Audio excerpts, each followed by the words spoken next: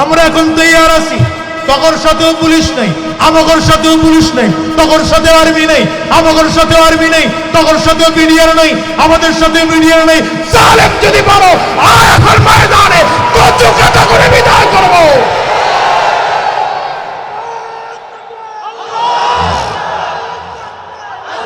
খালি দাপট দেখাও না, খেলা হবে। কতটুকু খেলতে পারো, বুকের তাজা কতটুকু রক্ত আছে দেখি। তোর মা তোকে কতটুকু দুধ পান করেছে, ইমামদাররা কতটুকু মায়ের দুধ পান করেছে, ময়দানে আয়, দেখা হবে তোদের সাথে।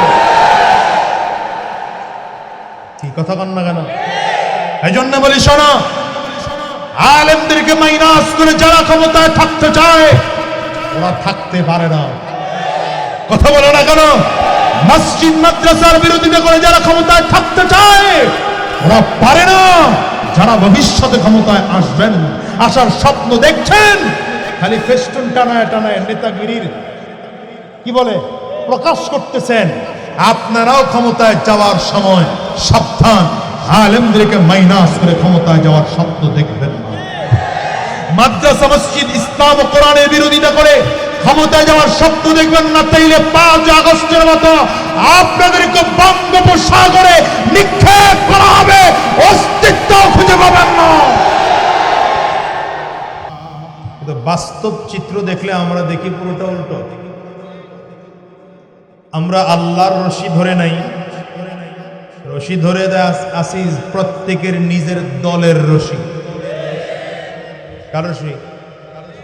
কেউ ধরে আসি দলের রশি, কেউ ধরে আসি পীরের রশি, কেউ ধরে আসি আমিরের রশি। ওরা কথা কম না তো, জোরে বলেন না তো। কারণ যে যেই দল করে, দুনিয়া গোল্লায় যাক, তার কাছে ওই দলটাই ভালো। কেমন আছে না নাই? যেমন যারা এতদিন ক্ষমতায় আসিল, খাওয়ার উপরেই আসিল কেন? কি কথা কন না? আন্দোলন করলাম, ছাত্ররা আন্দোলন করলেন, জীবনের ঝুঁকি নিয়ে ছাত্রদের আন্দোলনের সাথে মাঠে নামলাম। কথা বলেন না কেন? তখন তো কোনো নেতা টেতা পাই নাই, তখন পুরো যাত্রা বাড়িতেও নেতা আসিল না, পল্টনেও নেতা আসিল না, শাহবাগেও নেতা আসিল না। কি কথা বল না? বিশেষ করে শায়েখে চরমনাই যেদিন 3রা আগস্ট ঢাকা রাজধানীতে মিছিল নিয়ে নামলেন, আমরাও সাথে ছিলাম, জীবনের ঝুঁকি নিয়ে নেমেছেন। এই গাছে ঝুলন নেতা আসিল কইরা। 4 আগস্ট শায়েখে চরমনাই আবারও নামলেন, শাহবাগ পর্যন্ত গেলেন, লক্ষ লক্ষ জনতার মিছিল নিয়ে নামলেন, তখনও নেতা টেতা পাই নাই। সর্বশেষ 5 আগস্ট ছাত্রদের আন্দোলনের সাথে ঐক্যমত হয়ে শায়েখে চরমনাই তথা লক্ষ লক্ষ জনতা নামলেন, নেতা টেতা কাউরে পাই নাই। এখন দেখি ডানে নেতা, বামে নেতা, সামনে নেতা, পিছনে নেতা, উপরে নেতা, নিচে নেতা, গাছে ঝুলে নেতা, ব্যানারে ঝুলে নেতা, ফেস্টুনে ঝুলে নেতা। কি কথা হয় না? শোনেন, যদি ব্যাপারটা এমন হয় যে এতদিন দাদাই খাইতো এখন বাবাই খায়, এতদিন লাল মিয়া খাইতো এখন কালা মিয়া খায়, কি কথা বলেন না কেন? এতদিন মামায় খাইতো এখন চাচায় খায়, ব্যাপার যদি এমন হয় তাহলে এই আন্দোলন করে কোনো লাভ হয় নাই। বরঞ্চ আমরা স্বৈরাচারকে বিদায় করেছি, নব্য কোন স্বৈরাচার এই জমিনে দেখতে চাই না। জালেম বিদায় করেছি, নব্য কোন জালেম দেখতে চাই না। বরঞ্চ গোটা বাংলার মুসলমান ছাত্ররা আন্দোলন করেছে বৈষম্য বিরোধী বাংলাদেশ করার জন্য, ইসলামের বাংলাদেশ করার জন্য। সেদিন আমরাও বুকের তাজা রক্ত ঢেলে দেওয়ার জন্য ময়দানে নেমেছিলাম, কোরআনী রাষ্ট্র জমিনে কায়েম করার জন্য। সুতরাং আগামীর বাংলাদেশ কোরআনের বাংলাদেশ হবে, আগামীর বাংলাদেশ ইসলামের বাংলাদেশ হবে, আগামীর বাংলাদেশ উলামায়ে কেরামদের বাংলাদেশ হবে, আগামীর বাংলাদেশ মুসলমানদের বাংলাদেশ হবে।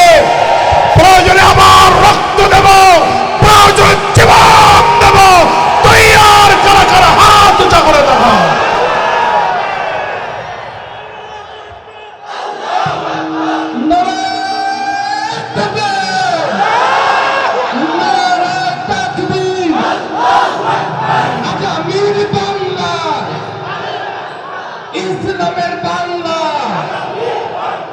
আগামীর বাংলা। আল্লাহ কবুল করুন, আল্লাহ কবুল করুন, জোরে বলেন আমিন। আমার প্রিয় ভাইরা, ইসলামের বিজয় করার জন্য বিমান, কামান, ক্ষেপণাস্ত্র, পিস্তল, গুলি, বুলেট, রাইফেল লাগে না। ইসলামের বিজয়ের জন্য দুইটা জিনিস লাগে। কয়টা জিনিস? এক হলো ঈমানের পাওয়ার দিয়ে ময়দানের তাকবীরের ধ্বনি, আরেক হচ্ছে রাতের অন্ধকারে চোখের পানি। কয়টা? জোরে বলেন, আরো জোরে বলেন। এক নম্বর ঈমানের পাওয়ার দিয়ে ময়দানে তাকবীরের ধ্বনি, এক নম্বর ঈমানের পাওয়ার দিয়ে ময়দানে তাকবীরের ধ্বনি। দ্বিতীয় নম্বর, রাতের বেলায় রবের কাছে চোখের পানি। ইসলাম বিজয় হতে বেশি কিছু লাগে না। কিন্তু সমস্যা হলো এই জায়গাটায় আমরা দলে দলে ভাগ হয়ে গেছি। সবাই যার যার দল নিয়ে মহা ব্যস্ত। দেশ নিয়ে চিন্তা করার সময় কারো নেই, জনগণ নিয়ে চিন্তা করার সময় কারো নেই। ইসলাম, মানবতা, মাদ্রাসা, মসজিদ নিয়ে চিন্তা ফিকির করার সময় যেন কারোই নেই। সবাই যার যার দল গুছাতে ব্যস্ত, সবাই যার যার দল গুছাতে ব্যস্ত। কই এদেশের মুসলিমদের অবস্থা আগেও যা ছিল এখনো তাই তো রয়ে গেল। কি কথা বলেন না? এদেশের কোরআনওয়ালাদের অবস্থা আগেও যা ছিল এখনো তো তাই রয়ে গেল। তাহলে এই কাজগুলো করার দায়িত্ব কাদের? বলেন না কেন? কেউ করবে না।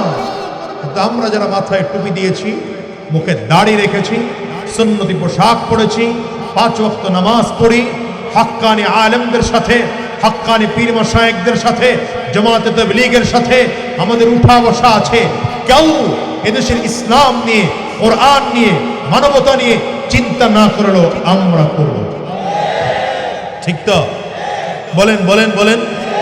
কেউ চিন্তা না করলেও আমরা করব। এই জন্য মাঝে মাঝে আমি বলি যে আপনারা বলেন হুজুর, আপনারা হুজুররাই তো এক না, আমরা এক হব কেমনে? আমি বলি না, হুজুরদের দল এখন যা আছে আরো বাড়লেও অসুবিধা নেই। এটা ঠিক না বুঝে কইছেন, আগে বুঝেন। হুজুরদের দল এখন যা আছে এর থেকে আরো বাড়লেও অসুবিধা নাই। কেন বললাম? এদেশে মসজিদ এখন যা আছে আরো যদি মসজিদ বাড়ে অসুবিধা আছে। এদেশে মাদ্রাসা যা আছে আরো মাদ্রাসা যদি বাড়ে অসুবিধা আছে। কেন? যত মসজিদ আছে সবগুলো মসজিদেই নামাজ 5 ওয়াক্ত হবে। জোহরের নামাজে জোহর সময়ে জোহরের নামাজ হবে, আসরের সময়ে আসরের নামাজ হবে, মাগরিবের সময়ে মাগরিবের নামাজ হবে। নাকি না? আপনাদের এই মসজিদে নামাজ হয় 4 ওয়াক্ত, যাত্রাবাড়ি মাদ্রাসার মসজিদে নামাজ হয় 6 ওয়াক্ত, চিটাগাং রোডের মসজিদে নামাজ হয় 10 ওয়াক্ত। মসজিদ অনেক, মসজিদ আলাদা, কমিটি আলাদা, ইমাম আলাদা, নামাজ দেখছেন কথা কয় না। আপনারা কথা কন না দেখে স্টেজের হুজুররাও কথা কয় না। হ্যাগরেও তো জোর করে কইতে পারতেছি না, আমার চেয়ে মুরব্বীরা বসে রয়েছে না। আপনারা জোরে আওয়াজ দিলে আরাও বলবে। মসজিদ হাজার, লাখো মসজিদ, সবগুলো মসজিদে নামাজ হয় কয় রাকাত, কয় ওয়াক্ত? কি কোনো ঝামেলা আছে? ফজরের নামাজ সব মসজিদেই 2 রাকাত, জোহরের নামাজ সব মসজিদে 4 রাকাত, আসরের নামাজ সব মসজিদে, মাগরিবার নামাজ সব মসজিদে, এশার নামাজ সব মসজিদে। তাহলে বোঝা গেল এই বিষয়ে কারো দ্বিমত নাই। মসজিদ আলাদা, কমিটি আলাদা, ইমাম আলাদা, মুয়াজ্জিন আলাদা, মুসল্লি আলাদা, নামাজ এক, ইবাদত এক। কথা বলে না? মাদ্রাসা, বহুত মাদ্রাসা হয়েছে। এক জায়গায় হাদিস পড়ানো হয়, আর এক জায়গায় গীতা পড়ানো হয়। হ্যাঁ না? সব জায়গায় কোরআন পড়ানো হয়। কথা কন না, কথা কন না। এক জায়গায় কোরআন বাইল মতো পড়ানো হয়, আর এক জায়গায় উল্টো পড়ানো হয়। তাইলে সব জায়গায় কোরআন বাইল মতোই পড়ানো হয়। কথা বলেন না, ঠিক কিনা? আমি বলি আলেমদের দল আরো হোক। এখন যা আছে শত শত আলেমদের দল হোক। 100 দল হোক, 1000 হোক হুজুরদের দল, কেন? আলেমদের দল যত হবে, হুজুরদের দল যত হবে, কর্মী তত বাড়বে, নেতা তত বাড়বে, সমর্থক তত বাড়বে। কিন্তু মনে রাখতে হবে, ইসলামের স্বার্থ যখন সামনে চলে আসবে, কোরআনের স্বার্থ যখন সামনে চলে আসবে, দ্বীনের স্বার্থ যখন সামনে চলে আসবে, মাদ্রাসা মসজিদ ইসলামের তহজিব ও তামাদ্দুন রাখা না রাখার প্রশ্ন যখন চলে আসবে, তখন আমরা দল বুঝি না, তখন মত বুঝি না, তখন কার দল কোনটা দেখতে চাই না। আমরা হাতে হাত মিলিয়ে কাঁধে কাঁধ রেখে ময়দানে ইসলাম রক্ষার জন্য সব দল এক হয়ে নামব। কথা বল, 1000 দল হলে অসুবিধা আছে? সমস্যা ওই জায়গাটা, এই দলের মধ্যে আবার কিছু চামচা আছে। কি আছে বলেন না? ঐক্য ওলামায়ে কেরাম করতে চাইলেও চামচারা করতে দেয় না। কি কথা কয় না? একদল লোক গিয়ে আল্লামা মামুনুল হক সাহেবরে বলবে, হুজুর আপনি শায়খুল হাদিসের ছেলে, শায়খুল হাদিস, আপনার মতো বেটা পীর সাহেব চরমনের সাথে গিয়ে ঐক্য করা লাগবে, কি দরকার? চামচা আসেনি নাই? সাউন্ডটা বাড়ান একটু। কি আসেনি নাই? আবার আরেক দল চামচার লোকগুলো গিয়া পীর সাহেব চরমনাই কি বলবে, হুজুর আপনার এই বাংলাদেশে মুরিদের সংখ্যা কম আছে, আপনাদের কি প্রয়োজন আছে খালি খালি গিয়া মামুনুল হক সাহেবের সাথে ঐক্য করা? কথা বলে, এই চামচাগুলো কোনোদিন এদেশের ভালো চায় নাই। আসতে বলবেন না, জোরে বলবেন। এই দালালগুলো কোনোদিন এদেশের ভালো চায় নাই, ইসলামের ভালো চায় নাই, কোরআনের ভালো চায় নাই, ঠিক কিনা বলো? বরং যারা বড় বড় উলামায়ে কেরামদের ব্যাপারে কথা বলতেও দ্বিধা করে না, ঠিক কিনা আওয়াজ করে বলেন। এই জন্য আমরা বাংলাদেশ এটা দেখতে চাই না এক আলেমের আরেক আলেমের বিরুদ্ধে কথা বলবে, আমরা দেখতে চাই একজন আলেম আরেকজন আলেমকে মুহাব্বত করে কথা বলবে, একজন আলেম আরেকজনকে ভালোবেসে কথা বলবে, একজন আলেম আরেকজনকে মুহাব্বত করে কথা বলবে, কেউ কারো বিরুদ্ধে বলবে না। চিল্লায় বলেন ঠিক কিনা? পিছনে মুসদ্দর ভাই, একজন আলেম আরেকজন আলেমের বিরুদ্ধে হিংসা করে কথা বলবে না, রাগ করে কথা বলবে না, ঠিক কিনা আওয়াজ করে বলেন। দুই হাত উঁচা করে বলেন, দেখতে চান কিনা? আপনাদের আরেকটা দোষ আছে, এটা বলে বললাম, ওয়াজ একটু পরে করি নাকি? আপনাদের দোষ হলো, যখন ইংরেজরা, কাফিররা, মুশরিকরা আপনার আমার কাছে গুনাহের আমলগুলো খুব সাজায়া গুছায়া, আপনাদের দোষ হলো কাফির মুশরিকরা গুনাহের আমলগুলোকে মুজাইয়িন করে আপনাদের সামনে উপস্থাপন করে, সাজিয়ে গুছিয়ে উপস্থাপন করে, আর আপনারা মনে করেন আরে এটাই তো অনেক। এই যে আজকা চলতেছে না, কি রাত না, 31st নাইট, হ্যাঁ কি কথা বল না কেন? ইংরেজি নববর্ষে 1 সালের শেষ দিন, আরেক সালের এই যে আসার সময় দেখে আসলাম, জোহরের পরে বয়ান করছি কিশোরগঞ্জে, তা আসার সময় দেখে আসলাম পতাকায় দেখানো, বিভিন্ন জায়গায় প্যান্ডেল টানানো চলতেছে, কাজ ডেক্সেট নিয়ে আসতেছে, একটা দৌড়াদৌড়ি পারাপারি চলতেছে। কি হবে? 31st নাইট উদযাপন হবে। এই দেখবেন 12টা বাজতে দেরি, আর এক একজনে পটকা ফাটায়া বিল্ডিং সুদ্ধা কাঁপে। এই কথা কও না কেন? আমি বিগত দিনে বলেছি, যারা এদেশে মাহফিল বন্ধ করতে চাও, যারা এদেশের কোরআনের আওয়াজকে বন্ধ করে দিতে চাও, যারা আযানকে বন্ধ করে দিতে চাও, পারলে এই 31st নাইট নামের উদযাপনটাকে বন্ধ করো। লাভ কি এগুলো কইরা? বরঞ্চ এগুলোর কারণে হার্টের রোগী সমস্যা, বাচ্চারা ঘুম থেকে লাফিয়ে ওঠে, হঠাৎ করে যখন বিকট আওয়াজ দিয়ে ওই যে একটা বোম ফাটে। কি কথা কন না কেন? এত আওয়াজ শুনলে তো ব্রেইন নষ্ট হয়ে যায়, ঠিক না বেটি? এই কাফির মুশরিকরা বিভিন্ন আমলগুলো, খারাপ খারাপ কাজগুলো আপনার আমার সামনে উপস্থাপন করে, আর আপনি আর আমি এগুলোকে সাজসজ্জা মনে করে করে এগুলো গ্রহণ করি। তো ওরা গণতন্ত্র আপনার আমার সামনে নিয়ে আসে, রাজতন্ত্র নিয়ে আসে, সমাজতন্ত্র নিয়ে আসে, পুঁজিবাদ নিয়ে আসে, আর আপনি আর আমি এগুলো গ্রহণ করি। এখন থেকে ওয়াদা করতে হবে, আমরা আর কাফিরদের পায়ে পায়ে চলবো না, মুশরিকদের পায়ে পায়ে চলবো না, বেঈমানদের পায়ে পায়ে চলবো না। আগামীর দিনে যদি চলতে হয় উলামায়ে কেরামদের পরামর্শ নিয়ে কোরআন আর সুন্নাহ অনুযায়ী জীবন সাজাবো। কারা ওয়াদা করতে পারবেন তারা বসার থেকে দাঁড়িয়ে আল্লাহকে দেখাবে।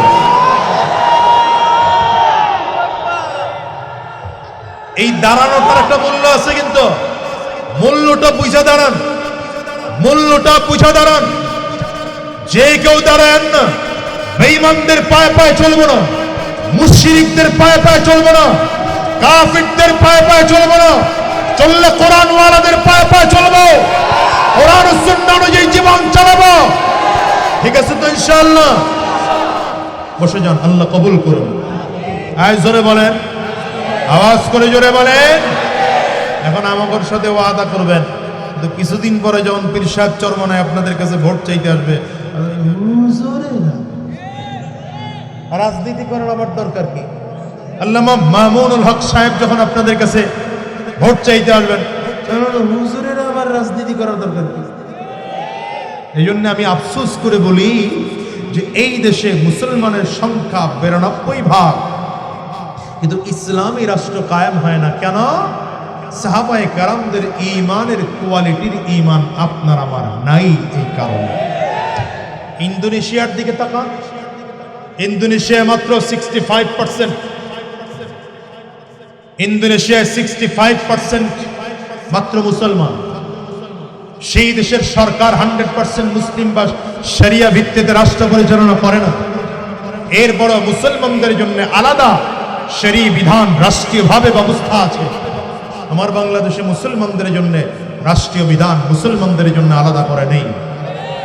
92% মুসলমান হয়ে লাভ হলো কি?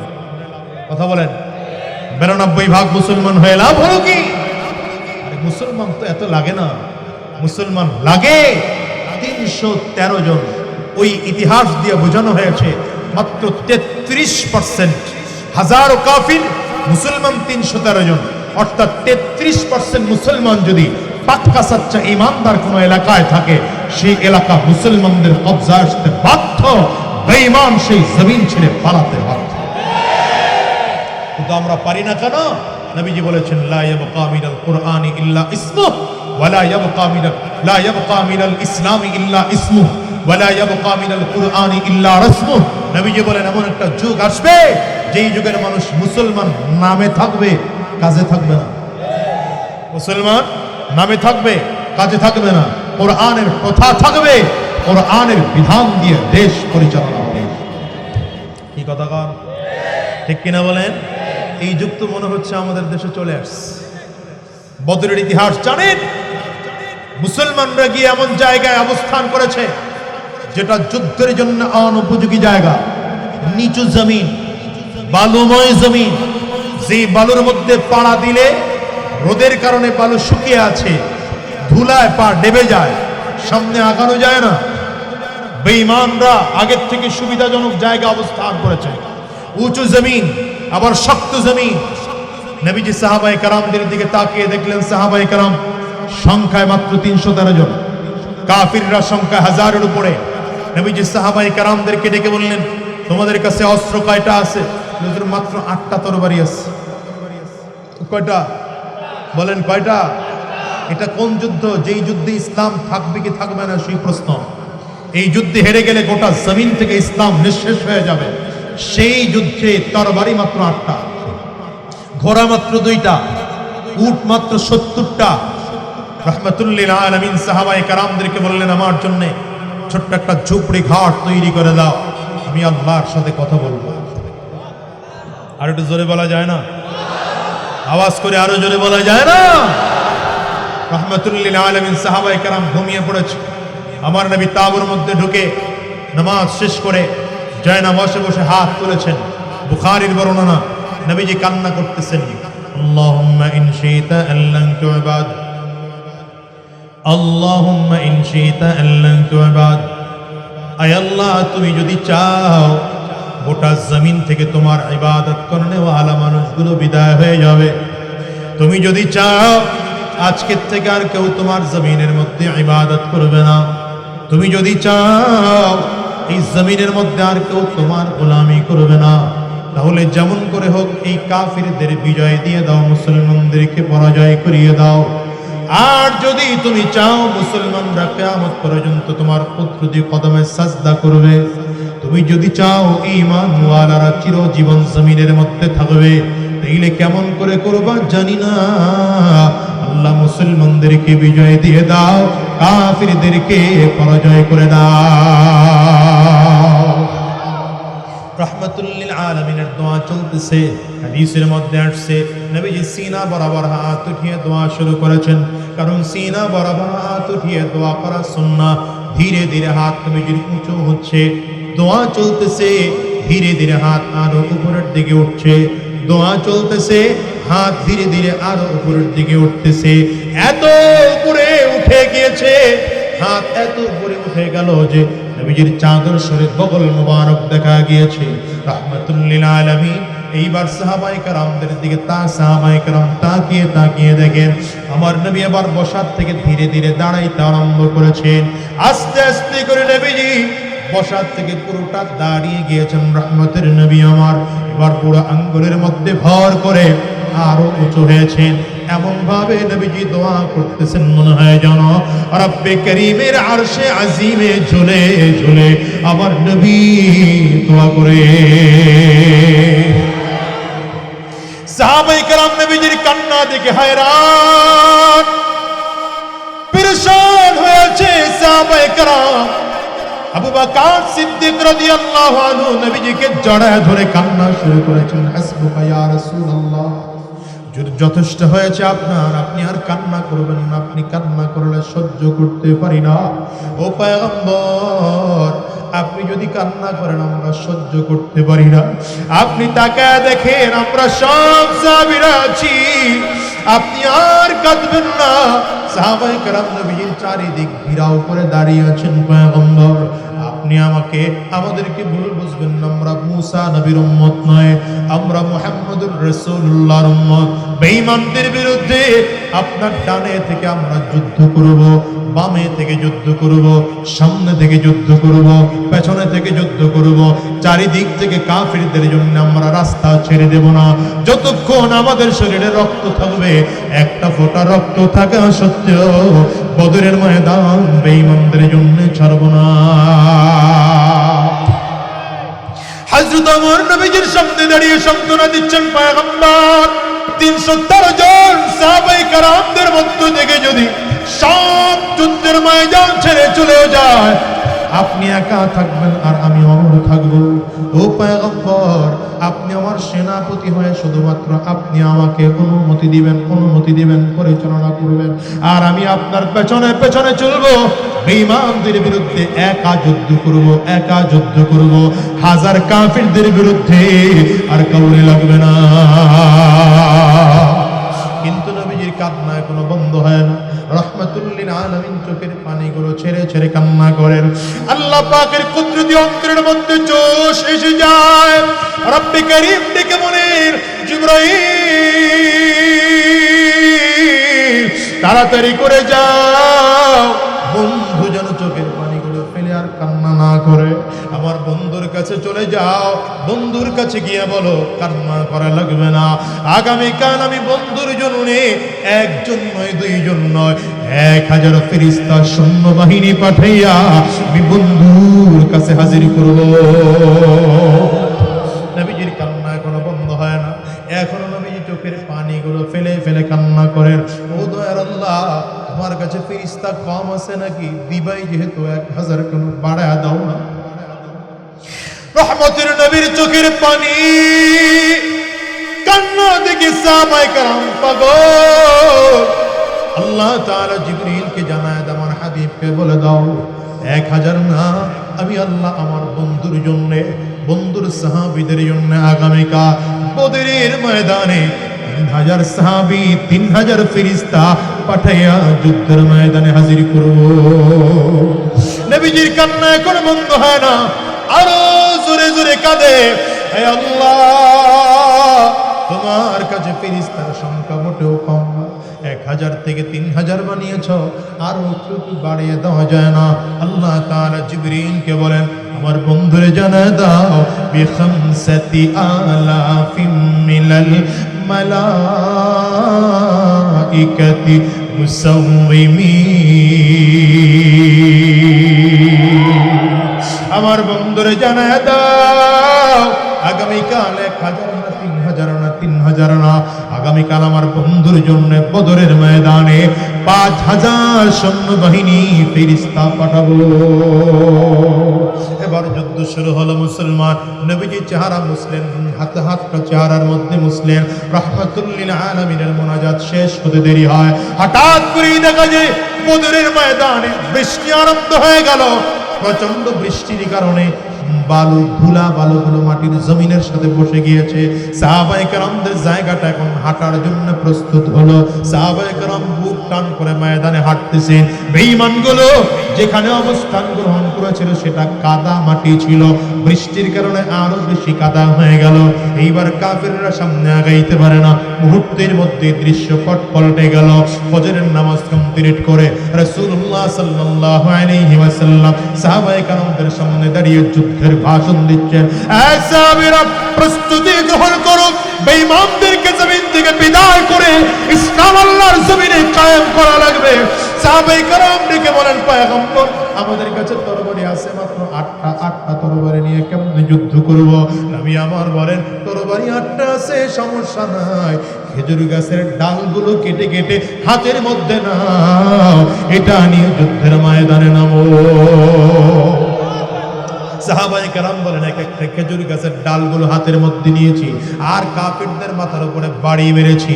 এই খেজুর গাছের ডালের বাড়ির কারণে এক একটা কল্লাগুলো ছুটে গিয়ে 20 হাত 30 হাত দূরে গিয়ে পড়ে যায়। ও মুসলমান, বুঝা গেল অল্প সময়ের মধ্যে দৃশ্যপট পাল্টে গেল। সাহাবায়ে কেরাম বলেন, রাসূলুল্লাহ সাল্লাল্লাহু আলাইহি ওয়াসাল্লাম যখন যুদ্ধ শুরু করবেন, আল্লাহ তাআলা বললেন, হাবিব একটুখানি বালু কাফিরদের মুখের দিকে মারেন। বালু মারলেন নবীজি। বালু মারতে দেরি হয়, কাফিরদের চোখে চোখে বালিগুলো পৌঁছে গেল। নবীজি চোখগুলো, কাফির মুশরিকরা চোখ মুছতেছে। হঠাৎ করে তাকিয়ে তাকিয়ে দেখে আবু বকর এতক্ষণ দেখেছিলাম একজন, এখন দেখা যায় 2 জন 3 জন। ওমর দেখেছিলাম একজন, এখন দেখা যায় 2 জন 3 জন। আলী দেখেছিলাম একজন, এখন দেখা যায় 2 জন 3 জন। কালো মানিক বিলাল দেখেছিলাম একজন। কাফিররা তাকিয়ে তাকিয়ে দেখে 2 জন 3 জন করে দেখা যায়। আল্লাহ বলেন, ইয়ারা মিসলাইহিম, ডবল ডবল করে দিলাম। কাফিররা বুঝতেছে আসল আবু বকরকে, নকল আবু বকরকে, আসল ওমরকে, নকল ওমরকে, আসল ওসমানকে, নকল ওসমানকে, আসল আলীকে, নকল আলীকে। কাফির মুশরিকরা আসল আর নকলের পার্থক্য করতে করতে যুদ্ধ শেষ হয়ে গেল। মুসলমানরা শহীদ হলেন মাত্র 5 জন, কিন্তু বেঈমানগুলো, জালেমগুলো, মুশরিকগুলো জমিন ছেড়ে এমন ভাবে পালিয়েছে নিজের সামানাটুকু নিতে পারে না। এই কথা কও, ঠিক কিনা বলো? আল্লাহ তাআলা ডাকতে, হাবিব কেমন হলো খেলাটা? সুবহানাল্লাহ, জোরে কও। জামা করে এখন খেলার জন্য ডাক দেয় না একজন। এই দিক দিয়ে কয়েকজন খেলা হবে, পদ্মার ওই পার দিয়ে আরেকজন বলছে খেলা হবে।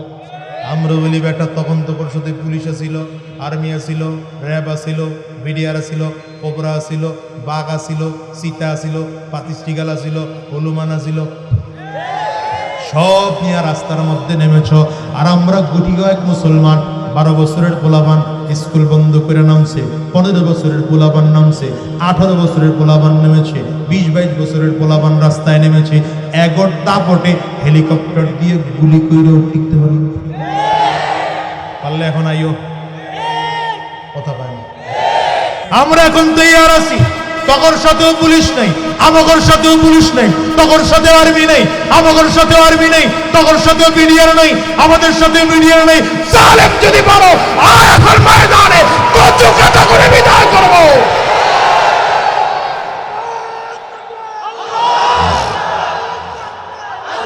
খালি দাপট দেখাও না, খেলা হবে।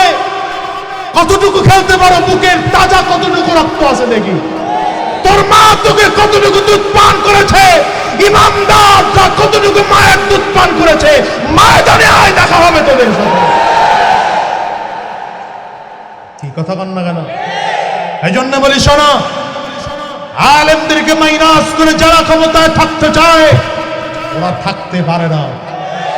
কথা বলে না কেন? মসজিদ মাদ্রাসার বিরোধিতা করে যারা ক্ষমতায় থাকতে চায় ওরা পারে না।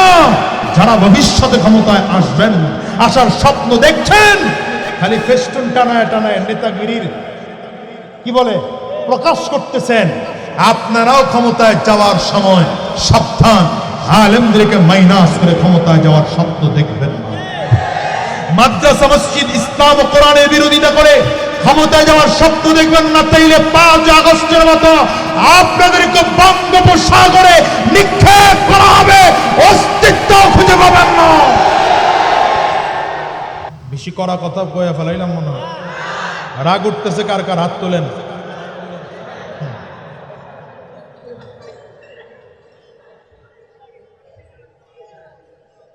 মুসলমান, এই জন্য শুরুতে বলেছিলাম লাগবে কয়টা গুম? 2টা। কয়টা? 1 নম্বর, ময়দানে ঈমানের পাওয়ার দিয়ে তাকবীরের ধ্বনি।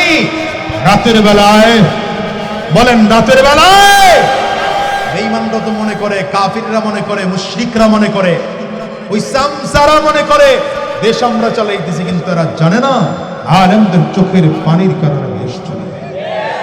কথা বলেন না কেন? আলেমদের চোখের পানির কারণে জমিন এখনো টিকে আছে, নয়তো মাঝে মাঝে 2-1টা ভূমিকম্প হয়ে লাড়া খায়, আবার আল্লাহ জমিনটারে ঠিক রাখেন। এর বড় কারণ হলো এদেশে কোরআন ওয়ালা বেশি, ঈমান ওয়ালা বেশি, ইসলাম ওয়ালা বেশি, মাদ্রাসা বেশি, মসজিদ বেশি। ঠিক কিনা বলো? করলেন মনে হয়। রাহমাতুল লিল আলামিন দিনের বেলা ময়দানে বীর বিক্রমে যুদ্ধ করতেন, রাতের বেলায় নবীজি দাঁড়িয়ে দাঁড়িয়ে চোখের পানিগুলো ফেলে ফেলে কান্না করতেন। আম্মা জান আয়েশা সিদ্দিকা রাদিয়াল্লাহু আনহা বলেন, রাহমাতুল লিল আলামিন মাঝে মাঝে নামাজের মধ্যে দাঁড়িয়ে দাঁড়িয়ে এত বেশি কান্না করতেন, নবীজি দেখে আমরা হয়রান হয়ে যেতাম, পরেশান হয়ে রাহমাতুল লিল আলামিনকে জিজ্ঞাসা করতাম, নবী আমার এত কেন চোখের পানিগুলো ফেলে ফেলে ফেলে ফেলে কান্না করেন? নবী আমার ডেকে বলেন, আয়েশা কেন কান্না করি তুমি কি জানো? আম্মা জান আয়েশা বলেন, পয়গম্বর গফরাল্লাহু লাকা মা তাকদ্দামা মিন যামবিকা ওয়া মা তাআখার, আপনার আগের গুনাহ মাফ, পরের গুনাহ আল্লাহ তাআলা মাফ করে দিয়েছেন। আপনার জিন্দেগিতে কোনো গুনাহ নাই, তারপরও কেন আপনি চোখের পানিগুলো ফেলে কান্না করেন? নবী আমার ডেকে বলেন, আয়েশা রে, আমি কি শুকরগুজার বান্দা হব না? একটা রাতের ঘটনা বলি মুসলমান, রাহমাতুল লিল আলামিন আম্মা জান আয়েশা সিদ্দিকার সাথে ঘুমিয়ে আছেন। আম্মা জান আয়েশা সিদ্দিকা বলেন, হঠাৎ করে মাঝরাতে আমার ঘুম ভেঙে গেল, হাত বিছানার দিকে দিয়ে দেখলাম রাহমাতুল লিল আলামিন বিছানায় নেই। আমার মনে মনে চিন্তা হলো, আমার নবী কি অন্য কোনো বিবিদের কাছে চলে গেলেন নাকি? চারিদিকে খুঁজতে আরম্ভ করলাম, খুঁজে খুঁজে খুঁজে খুঁজে গিয়ে দেখে রাহমাতুল লিল আলামিন জান্নাতুল বাকির কবরস্থানের সামনে দাঁড়িয়ে নবীজি কান্না শুরু করেছে। হাত উঁচু করে করে আল্লাহর নবী কান্না করে, আয় আল্লাহ, ইন তুআযিবহুম ফাইন্নাহুম ইবাদু, ইন তুআযিবহুম ফাইন্নাহুম ইবাদু, ওয়া ইন তাগফির লাহুম ফাইন্নাকা আনতাল আজিজুল হাকীম। আয় আল্লাহ, তুমি যদি তোমার বান্দাদেরকে তুমি আযাব দাও তাইলে দিতে পারো, বান্দারা তোমার গোলাম, এজন্য বান্দা তোমার আযাব সহ্য করতে প্রস্তুত। কিন্তু আল্লাহ, তুমি না অত্যন্ত মহাপরিক্রমশালী, তুমি না বড় দয়াবান, তুমি না অত্যন্ত মায়াবী। আল্লাহ, তুমি যদি চাও বান্দাকে চাইলে ক্ষমা করে দিতে পারো, মাফ করে দিতে পারো। এর যুবক, আমিও তোমাদেরকে বলে যাই, 2টা গুণ অর্জন করার জন্য এই যুগে ফিকির লাগাও। এখন সময় আসছে ইসলামের বাতাস জমিনে বহানোর জন্য, ঠিক কিনা বলো? আমি তো আমার চোখ দিয়ে দেখতে পাই, ইসলাম বাংলাদেশের আকাশে ইসলামের পতাকা উত্তোলন করার সময় এসেছে। বাংলার আকাশে বাতাসে কোরআনের আওয়াজ ভাসতেছে, শিক্ষিরা জোরে বলো। এই সময় দিনের বেলায় ময়দানে বীরের মতো করে থাকো, রাতের বেলায় চোখের পানি গুলো ফেলে ফেলে আল্লাহর কাছে কান্না করো, আয় আল্লাহ জালেম মুক্ত বাংলাদেশ চাই, স্বৈরাচার মুক্ত বাংলাদেশ চাই, বেঈমান মুক্ত বাংলাদেশ চাই, মুশরিক মুক্ত বাংলাদেশ চাই, ঈমানওয়ালা বাংলাদেশ চাই, কোরআনওয়ালা বাংলাদেশ চাই, উলামায়ে কেরামদের বাংলাদেশ চাই।